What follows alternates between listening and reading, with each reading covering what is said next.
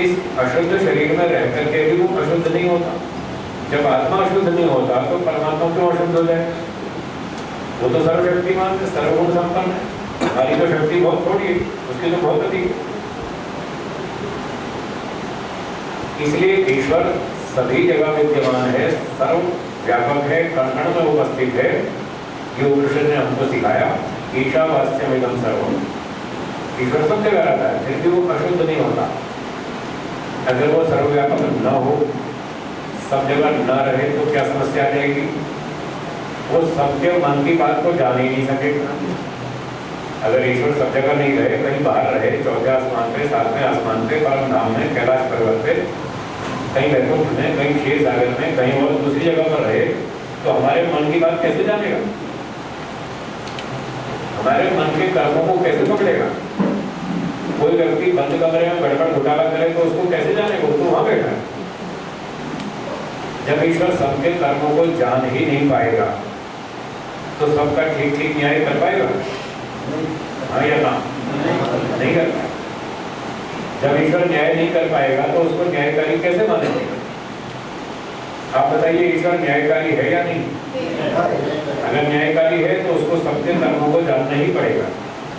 बिना कर्म को जाने को ठीक ठीक न्याय नहीं कर पाएगा। और सबके कर्मों को जानने के लिए ये आवश्यक है कि वो सब जगह उपस्थित होना चाहिए, तभी वो जान पाएगा। इसलिए वो कृष्ण ठीक बता रही है, ईशावास्यमिदं सर्वम्, कोई समस्या नहीं, उसको सर्वव्यापक ही मानना चाहिए। एक व्यक्ति ने पूछा कि इसका क्या प्रमाण है, और ये तो शब्द का प्रमाण है, तो और दूसरा अनुमान प्रमाण बताइए।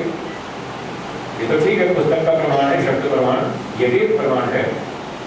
कोई थोड़ा और छूने वाला प्रमाण बताइए, थोड़ा दिल को छू जाए। देखा तो और भी बताते हैं, हमारे पास कोई कमी थोड़ी, हमारे पास बहुत प्रमाण। हमने कहा अच्छा देखिए, जब कोई व्यक्ति अपने मन में बुरी योजना बनाता है, झूठ बोलने की, चोरी करने की, छल कपट करने की, धोखा देने की, ऐसी गड़बड़ योजना बनाता है, तो उसे अपने मन में भय, शंका, लज्जा की अनुभूति होती है या नहीं? होती है ना? डर लगता है, शंका होती है, कोई पकड़ तो नहीं ले रहा, कोई देख तो नहीं रहा, कहीं फंस तो नहीं जाएंगे, और पकड़े गए तो पिटाई भी हो सकती है, बदनामी भी हो सकती है, जेल भी हो सकती है। ऐसे ऐसे उसके मन में गड़बड़ आती है, भय, शंका, लज्जा होती है। क्या कोई व्यक्ति अपने आप को डराना चाहता है? अपने आप को डराना चाहता है कोई? कोई नहीं चाहता। और दूसरे को तो पता ही नहीं मैं क्या सोच रहा हूँ, मैं अपने मन में क्या सोच रहा हूँ, दूसरे व्यक्ति को तो अभी पता ही नहीं, और मैं खुद को डराना चाहता नहीं, फिर मुझे क्यों डर लग रहा है? फिर कौन है जो मुझे डर पैदा कर रहा है? वो ईश्वर। ये इस बात का प्रमाण है। जब कोई भी व्यक्ति मन में बुरी योजना बनाता है, झूठ, छल कपट, चोरी, धोखाधड़ी देने की, धोखाधड़ी करने की जो योजना बनाता है, ईश्वर उसके मन में बैठा है और वो तुरंत जान लेता है और तुरंत उसको अपना सिग्नल शुरू कर देता है। भय, शंका, लज्जा, ये ईश्वर का सिग्नल, उसकी सूचना है। वो उसको सावधान करता है, ना भैया ऐसा मत करना, गड़बड़ है, इसमें खतरा है, दंड मिलेगा। इस तरह से ईश्वर हमको सूचना देता है। ये ईश्वर की सर्वव्यापकता का प्रमाण है। और जब कोई अच्छी योजना बनाता है, कोई सेवा की, परोपकार की, दान की, दया की, प्राणियों की रक्षा करने की, रोगियों की सहायता करने की, जब वो ऐसी अच्छी योजना बनाता है तो अंदर से उसको आनंद होता है, उत्साह होता है, फिर कोई भय नहीं लगता, निर्भयता होती है, आनंद होता है, उत्साह होता है। ये कौन उत्पन्न करता है? ये ईश्वर उत्पन्न करता है। ये ईश्वर का सिग्नल है। तब वो कहता है शाबाश शाबाश, बहुत अच्छे, करो करो, और करो, खूब करो, बहुत अच्छी बात, सबकी सेवा करो, सबकी रक्षा करो, जितनी शक्ति है पूरी लगा। ये ईश्वर की उपस्थिति का प्रमाण है। इस तरह से हम समझ सकते हैं इस बात को कि ईश्वर सब जगह रहता है। ये केवल अनुमान प्रमाण हो गया। तो मंत्र के पहले भाग में ये बताया ईश्वर सब जगह विद्यमान है, ये ईश्वर की बात हुई। और दूसरी बात हुई जगत की, ये सारा जगत ईश्वर ने बनाया है। ईश्वर के अतिरिक्त और कोई इसको बना नहीं सकता। प्रकृति जड़ है या चेतन? जड़। जड़ वस्तु में इच्छा ज्ञान होता है? नहीं होता। जड़ वस्तु में ना कोई इच्छा होती है, ना कोई विचार कर सकती है, ना सोच सकती है, ना कोई नॉलेज होती है, ना वो स्वयं क्रिया कर सकती है। जड़ वस्तु स्वयं कुछ नहीं कर पाती। तो प्रकृति जड़ है। ये इतना बड़ा जगत बनाया गया। एक वैज्ञानिक हमारे परिचित है अहमदाबाद में, 20-22 साल से हमारा उनसे परिचय, बहुत अच्छे विद्वान, साइंस के, फिजिक्स के। गुजरात यूनिवर्सिटी में वो head of the department of physics, अच्छे ऊंचे पद पर थे, अब तो रिटायर हो गए। Head of the department of physics, fellow of American physical society और director of the school of science, Gujarat university, बहुत अच्छी ऊंची पोस्ट पर थे, अब रिटायर हो गए। 20-22 साल से हमारा उनसे परिचय। वो हमारी कक्षा में दर्शन वेद उपनिषद पढ़ने के लिए आते हैं, 20 साल से आते हैं, और हम उनसे साइंस की बातें सीखते रहते हैं। तो दोनों एक दूसरे से बढ़िया बढ़िया सीखते हैं। वो बड़ी अच्छी अच्छी बात सिखाते हैं। एक दिन कहने लगे, ये संसार कितना लंबा चौड़ा है, ये दुनिया कितनी बड़ी है। उन्होंने बताया कि ये जो हमारी आकाश गंगा है, गैलेक्सी जिसमें हम रहते हैं, इस आकाश गंगा में 200 अरब सूर्य हैं। 200 अरब पता है कितने होते हैं? 2 खरब, करोड़, 10 करोड़, फिर अरब, 10 अरब, फिर 1 खरब, फिर 10 खरब, फिर 200 खरब, 200 अरब, तो 2 खरब हो जाते हैं। 200 अरब सूर्य हैं, उनके अपने अपने परिवार हैं। उन 200 अरब सूर्यों में से एक सौरमंडल में हम रहते हैं। मतलब ये जो सूर्य दिन में चमकता है, ऐसे ऐसे 200 अरब सूरज हैं। इतना बड़ा परिवार है, इसको एक आकाश गंगा बोलते हैं। इतनी बड़ी दुनिया, ये तो एक आकाश गंगा हुई।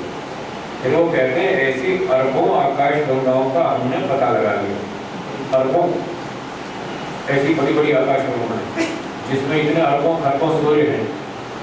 फिर वो कहते हैं ये तो आधी दुनिया देखी हमने, अभी आधी और बाकी है।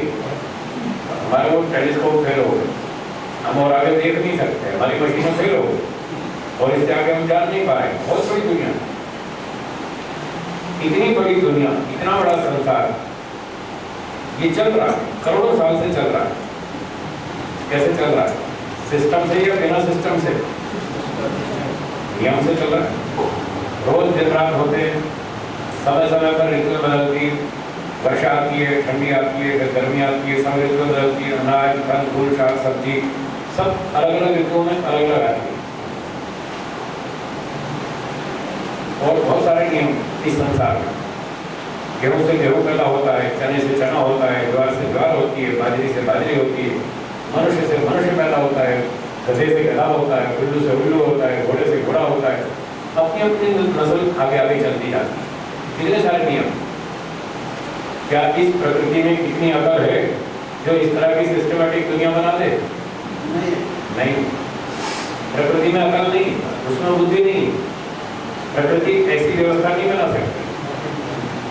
क्या किसी मनुष्य में इतनी बुद्धि है तो ऐसे बढ़िया दुनिया बना दे सिस्टमेटिक? नहीं। मनुष्य की बस की भी नहीं। फिर बाकी कौन बचा? ईश्वर। तीन तो चीजें, इसलिए पहले कहा था ना, 3 का लिखती सीख लीजिए। पहला पार्ट है 3 वस्तु बना दी, ईश्वर, जीव, प्रकृति। सोचना इतना आसान हो जाएगा, इस दुनिया को समझना बहुत आसान हो जाएगा अगर ये पहला पार्ट याद कर लिया। 3 वस्तु बना दी। प्रकृति में बुद्धि नहीं, वो विचार नहीं कर सकती, जड़ वस्तु है। जीवात्मा चेतन जरूर है और उसकी बुद्धि बहुत थोड़ी सी, वो इतनी व्यवस्था नहीं कर सकता, सोच भी नहीं सकता, कर तो क्या सकेगा। ना तो इतना ज्ञान विज्ञान है जीवात्मा में, ना इतनी शक्ति है कि वो इतनी व्यवस्था बना दे। बस 3 में से 2 का निर्णय हो गया तो बाकी जो बच गया उसी का काम। तीसरा है ईश्वर। तो ईश्वर ने इतनी बड़ी सारी दुनिया बनाई, वो प्रत्येक वस्तु के अंदर विद्यमान है। तो एक जगत हुआ, एक ईश्वर हो गया, 2 चीज आ गई। अब तीसरी बच गई, वो कौन? जीवन, उसकी चर्चा अगले वाक्य में इस मंत्र के। देखिए पहले ही मंत्र में तीनों चीजें आ रही हैं, ईश्वर की बात भी आई, जगत की बात भी आई और अब जीवात्मा की बात आएगी। तो मंत्र का अगला खंड है तेन त्यक्तेन बुद्धिता। इन शब्दों में जीवात्मा का संकेत है। तेन का मतलब किस कारण से,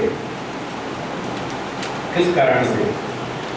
कारण यह है कि ईश्वर ने ये जगत बनाया, ये ईश्वर की संपत्ति है।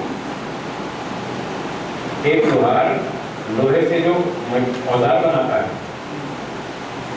जो बनाता है वो उसकी चीज। कुम्हार मिट्टी से घड़े बनाता है, वो घड़े का मालिक कुम्हार है, वो उसको बेचता है और अपनी रोटी खाता है। तो हम व्यवहार में देखते हैं जो व्यक्ति जिस चीज को बनाता है वो उसका स्वामी होता है, उसका मालिक होता है, वो अपनी इच्छा अनुसार उसका प्रयोग करता है। अपने लिए प्रयोग करे, बिक्री करे, जो भी करे, उसका मालिक वो है। तो ये जगत किसने बनाया? ईश्वर। तो जगत का मालिक कौन हुआ? ईश्वर।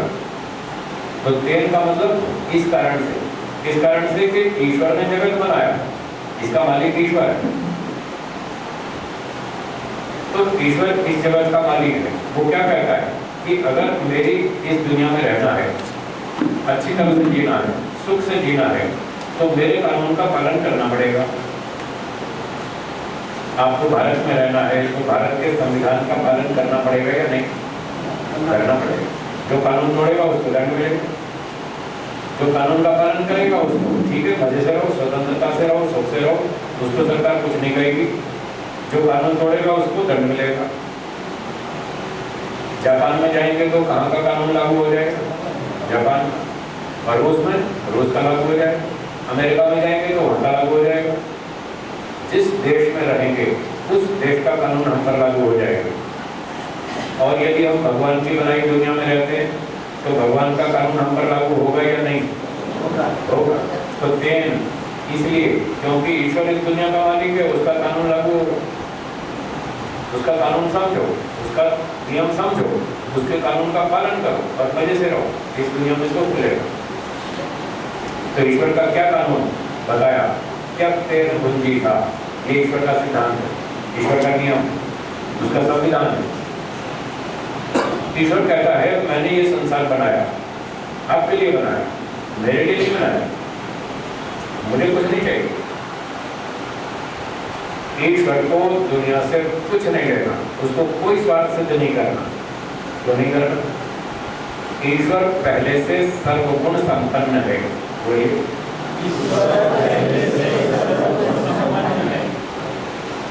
उसमें कोई कमी नहीं, पहले से सब प्रकार से तृप्त है, आनंद से परिपूर्ण है, उसको कुछ नहीं चाहिए। इसलिए वो अपने लिए नहीं बनाता संसार, हमारे लिए बनाता है। हमको जरूरत है, हमको रोटी चाहिए, कपड़ा चाहिए, मकान चाहिए, जमीन चाहिए, सोना चाहिए, चांदी चाहिए, मोटर गाड़ी चाहिए, सब कुछ चाहिए, तो हमारे लिए बनाता है। हमको संसार का सुख भी चाहिए, हमको मोक्ष का सुख भी चाहिए, इसलिए ईश्वर हमारे लिए बनाता है। वो कहता है यहाँ रहो संसार में और जैसा मैं कहूँ ऐसे काम करो तो संसार का सुख भी मिले और आगे मोक्ष भी मिले, दोनों मिले। और शर्त यह है मेरा कानून मानना पड़ेगा और जो नहीं मानेगा उसको दंड दूँ। जैसे सब देश के सरकारें कहती हमारा कानून मानो तो ठीक है। तो तेन त्यक्तेन बुद्धि था, इसलिए ईश्वर की बात मानो। ईश्वर की बात क्या है? त्यक्तेन बुद्धि था, त्याग पूर्वक भोग करो, इस संसार के पदार्थों का भोग करो, त्याग पूर्वक। क्या नदी का पानी नदी स्वयं पीती है? सूरज की गर्मी सूरज स्वयं लाभ उठाता है क्या? जड़ वस्तुएं कुछ उपयोग नहीं करती, जड़ वस्तुओं का लाभ जड़ वस्तुएं नहीं उठाती, कोई और दूसरा उठाता। कार का लाभ कार स्वयं नहीं लेती, कोई और लेता है। जो उसका लाभ लेता है वो चेतन। आप और हम चेतन है, हम कार का लाभ लेते हैं, मकान का लाभ लेते हैं, हम इन सारे जड़ पदार्थों का लाभ लेते हैं क्योंकि हमको जरूरत है, हमको आवश्यकता है। ईश्वर चेतन जरूर है पर उसको आवश्यकता नहीं, इसलिए ईश्वर कोई लाभ नहीं लेता, हम लोग लाभ लेते।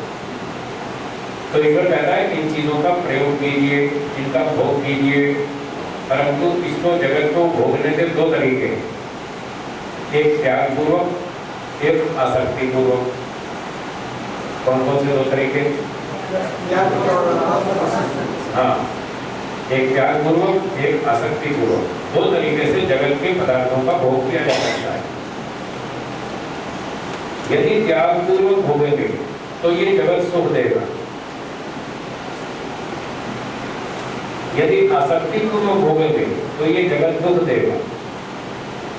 तो ईश्वर का सुझाव क्या है? त्याग पूर्वक भोगो, आसक्ति पूर्वक मत भोगो, वरना ये जगत आपको दुख देगा। थोड़े थोड़े दिनों में समाचार आते रहते हैं। एक भाई ने दूसरे भाई को गोली से उड़ा दिया। अभी थोड़ी देर पहले पंजाब की एक घटना थी, ओंटी चड्ढा, याद आया? ओंटी चड्ढा, उसको मार दिया ना। किसने मारा? उसके भाई ने मारा। क्यों मारा? पैसे के लिए। करोड़ों का मामला, भाई को गोली से उड़ा दिया। ये कैसे भोग रहे हैं? आसक्ति पूर्वक।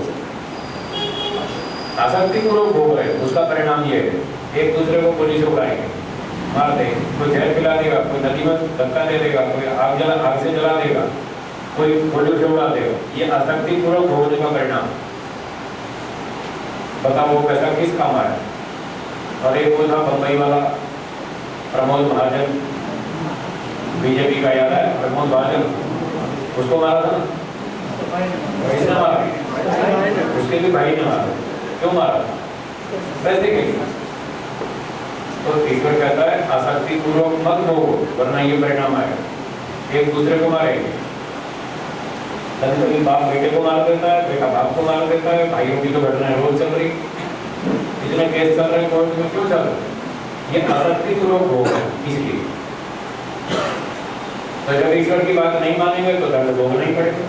तो ये दंड है उसका, भोगो। पैसा भी वही रह जाएगा, मारने वाला तो जेल में जाएगा, और मरने वाला तो मर ही गया, तो फिर संपत्ति तो वही रह गई। समझदारी कहाँ हो? दो में से कोई भी नहीं भोग पाया। एक तो मर ही गया और दूसरा जेल में गया, संपत्ति तो बेकार पड़ गई। इसलिए कैसे भोगना?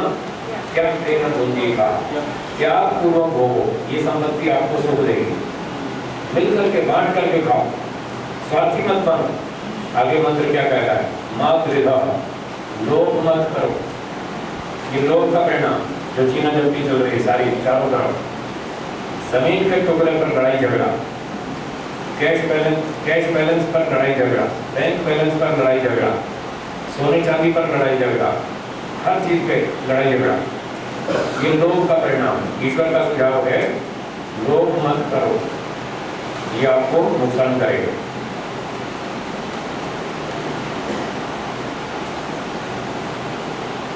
तो कैसे खाएं? बांट कर खाओ, त्याग करो, अपनी चीज दूसरे को खिलाओ। जब आप अपनी चीज दूसरे को खिलाएंगे तो दूसरा भी अपनी वस्तु आपको खिलाएगा, दोनों त्याग करेंगे। इस तरह से त्याग को भोगो, ये वस्तुएं आपको सुख देगी। एक पुरानी कथा आती है कई शास्त्रों में, वो आपको सुनाता हूँ। त्याग पूर्वक कैसे भोगते? जैसे अपने यहाँ सत्संग चल रहा है, ऐसे ही पुराने समय में किसी सेठ जी ने सत्संग अपने घर में रखा, और सत्संग के बाद प्रसाद मिलता है कि नहीं मिलता है? आज भी मिलेगा। आज भी मिलेगा, सुबह भी मिला था, अभी भी मिलेगा, रोज मिलेगा, प्रसाद भी मिलेगा। तो सत्संग के बाद प्रसाद तो होता ही। अब 5-7 दिन का सत्संग था, आखिरी दिन पूरा भोजन था, सबको बिठाया, भोजन खिलाया सेठ जी ने। तो उस दिन कुछ संख्या ज्यादा आ गई, आखिरी दिन का समापन कार्यक्रम था। अब जगह छोटी पड़ गई, सत्संगी लोग ज्यादा थे और बैठने का स्थान कम पड़ गया। भोजन की कमी नहीं थी, भोजन खूब बनाया।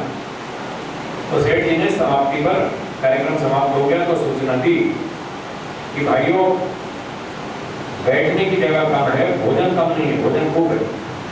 तो सारे लोग एक साथ नहीं बैठ पाएंगे, 2 पाली में बैठेंगे। कुछ लोग पहले बैठ जाओ, कुछ लोग बाद में बैठ जाओ।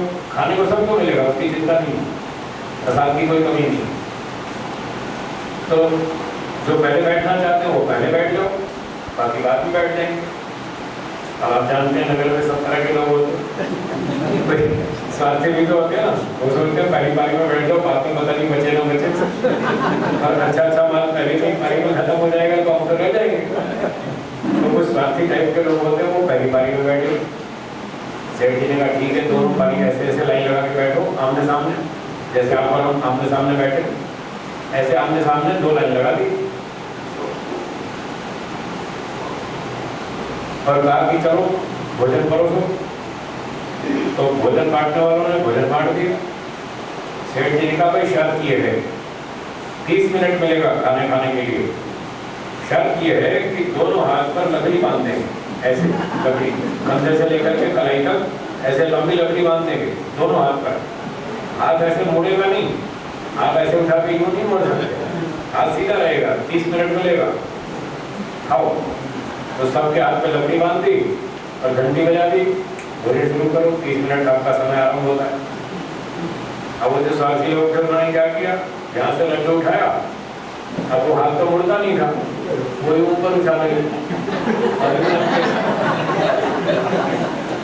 कोई हलवा उठाए और यूं कर दिया, यूं लग के, और कुछ सर पे गिरा, कुछ कंधे पे गिरा, कुछ कपड़ों पे गिरा, मुंह खराब हो गए, शक्ल बिगड़ गई। 30 मिनट पूरे हो गए, कोई भी खाना ठीक से नहीं खा पाया। घंटी बज गई, समझ में आप चलो उठो, उठ के बिछाए, फिर साफ सफाई की, फिर दूसरी पारी वालों को बिठाया। वो अच्छे लोग थे, बुद्धिमान थे, परोपकारी थे, त्यागी स्तर के लोग थे, पहले वाले स्वार्थी थे।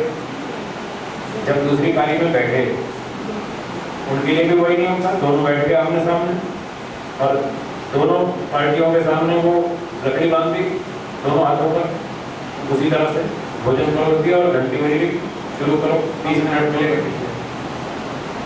तो इधर की पंक्ति वालों ने क्या किया, अपनी थाली में से लड्डू उठाया और सामने वाले के मुंह में खिला दिया। अपना लड्डू उठाया, उसके मुंह में खिला दिया। हाथ सीधा तो चलता है ना, मुड़ता नहीं है, सीधा तो चलता है। तो यहाँ से उठाया, यहाँ खिला दिया। उसने भी ऐसा ही किया, अपनी थाली से उठाया और उसने सामने वाले को खिला दिया। अपनी पूरी थाली दूसरे को खिला दी, इधर वालों ने उनको खिला दी, उधर वालों ने उनको खिला दी। 30 मिनट में निपट गए, न मुंह खराब हुआ, न सर खराब हुआ, न कपड़े बिगड़े, और पूरा पेट भर के खाना खाया। 20 मिनट में उठ गए, 10 मिनट पहले उठ गए। बताओ दोनों में से कौन समझदार हुआ? पहली बारी, दूसरी बारी? दूसरी बारी। वो नापने गए, बहुत अच्छी तरह खाना खाया। क्यों? उन्होंने त्याग पूर्वक भोगा, इसलिए। तो उपनिषद हमको ये संदेश देती है, त्याग पूर्वक भोगो, स्वार्थी मत बनो, लोभी मत बनो, अपनी वस्तु दूसरे को खिलाओ। जब एक व्यक्ति दूसरे को खिलाएगा तो दूसरा भी सोचेगा कि मैं भी इसको खिलाऊं। आप अपने समाज में जाते हैं, मित्रों के यहाँ जाते हैं, रिश्तेदारों के यहाँ जाते हैं, जब आप एक दूसरे के यहाँ जाते हैं तो कोई अतिथि बनकर आता है, आप उसको कुछ स्वागत करते नहीं करते? अच्छा अच्छा बढ़िया बढ़िया भोजन खिलाते हैं। जब आप खिलाते हैं और फिर जब आप उसके घर जाते हैं तो वो भी आपको खिलाता है। बस ऐसे होता है, ऐसे करना चाहिए। तो ये सारी संपत्ति हमको सुख देगी, जगत के पदार्थ हमारे लिए सुखदायक हो गए। उपनिषद का संदेश है, तेरह त्यक्तेन बुद्धिका, क्या पूर्वक भोगो, ये जगत हमको सुखदायक होगा। बांटो, फालतू जमा मत करो, लोभ मत करो, मांग लेना क्यों नहीं करो? तो आपको जितना चाहिए उतना रखो, कोई मना नहीं है। भिखारी बन गई वो ऐसा नहीं कह रहे, वो अच्छी तरह कमाओ, मेहनत से कमाओ, पूरी बुद्धि लगाओ, पूरी शक्ति लगाओ और जितना चाहिए उतना कमाओ, उतना रखो। और भगवान की कृपा से अधिक आ जाए तो बांट दो, फालतू जमा मत करो, क्योंकि जो आप फालतू जमा करेंगे ना वो कष्ट देगा, वो दुख देगा। क्योंकि फालतू संपत्ति के कारण तो ये बोलिए चल नहीं, वो करोड़ों रुपए जो फालतू जमा कर रखे हैं, न खाएंगे न खाने देंगे, वो इसी फालतू संपत्ति पे तो मार खा, इसीलिए तो लड़ाई। तो उपनिषद का ये संदेश है, फालतू जमा मत करो। क्यों नहीं जमा करो? मंत्र कहता है सोचो, अस्य सिद्ध धनम, ये धन किसका है? सोचो, दिमाग खोल के सोचो। श्री राम जी, श्री रामचंद्र जी चक्रवर्ती राजा थे, सारी धरती पे शासन था उनका, बहुत संपत्ति थी, सेना, नौकर चाकर, खाना पीना, सोना चांदी सब कुछ था, कोई कमी नहीं। जब संसार से गए तब कितनी संपत्ति अपने साथ ले गए? कुछ नहीं। अच्छा, श्री कृष्ण जी भी राजा थे, द्वारका के राजा थे, वो भी राजा थे, उनके पास भी संपत्ति, वो भी नहीं साथ ले गए, कुछ भी नहीं ले गए। और अर्जुन भी राजा थे, दुर्योधन भी राजा थे, दुर्योधन कितनी संपत्ति अपने साथ ले गया? कुछ भी नहीं। सिकंदर कहते हैं, सिकंदर के पास भी बहुत संपत्ति, वो भी नहीं ले गया अपने साथ, कुछ भी नहीं। और आजकल की बात करें तो थोड़ी दिन पहले धीरू भाई अंबानी ने बहुत पैसे कमाए ना, वो धीरू भाई कितने पैसे ले गए अपने साथ? कुछ भी नहीं। आप और हम ले जाए